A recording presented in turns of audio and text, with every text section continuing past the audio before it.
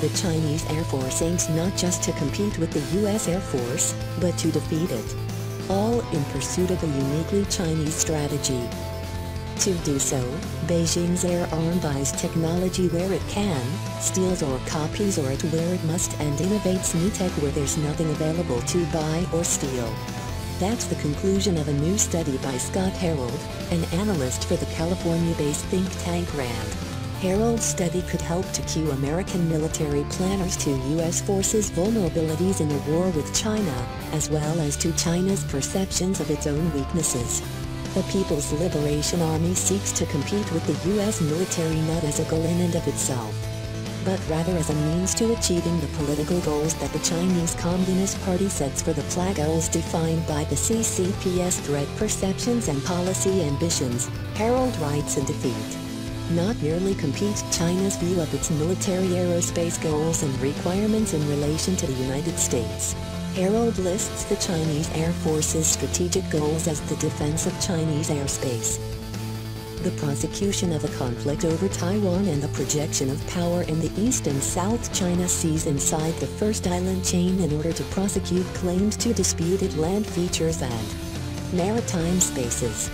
To achieve these goals, Beijing's Air Arms relies on new and old technology, some that the Chinese government legally acquired or developed on its own, others of which it copied or stole.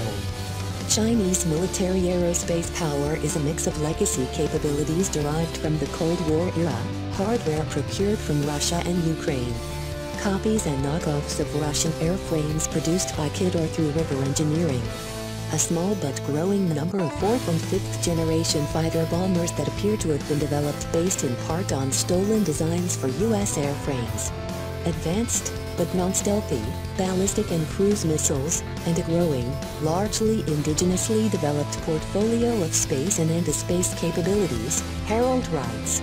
For example, Chinese aerospace firms purchased, then copied, Su-27 fighters from Russia. After receiving such technologies, sometimes in limited quantities, China has often sought to reverse engineer them to produce them indigenously, a process Chinese analysts today describe as either or introduce, digest, absorb and re-innovate.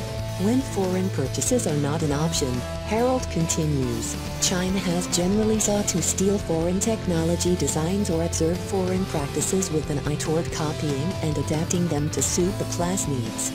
Perhaps most notably, Chinese hackers have stolen data related to the United States F-35 stealth fighter program. This information might have influenced the development of China's J-20 and J-31 stealth fighters.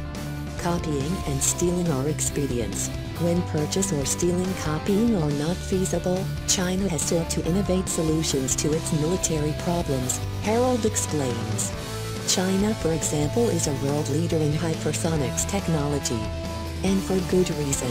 Chinese leadership decided that super-fast munitions are uniquely valuable to the country's defensive anti-access strategy, which aims to prevent U.S. forces from operating near to China in order to, say, help to defend Taiwan from Chinese attack. No other country, not even the United States, invests in hypersonics to the extent that China is doing. Likewise, the Chinese Air Force essentially ignores whole classes of technology that it has decided do not suit its main missions. China has not chosen to put money into space-based satellites for ballistic missile early warning the way the United States has, Harold quotes an expert as saying, understanding the Chinese Air Force's approach to technology can help the U.S. Air Force to plan its own means of defeating the Chinese air arm in battle, Harold explains. A deeper knowledge of China's military aerospace strengths and weaknesses can help steer the USAF away from areas in which China has robust capacity and toward areas where its weaknesses could be better exploited.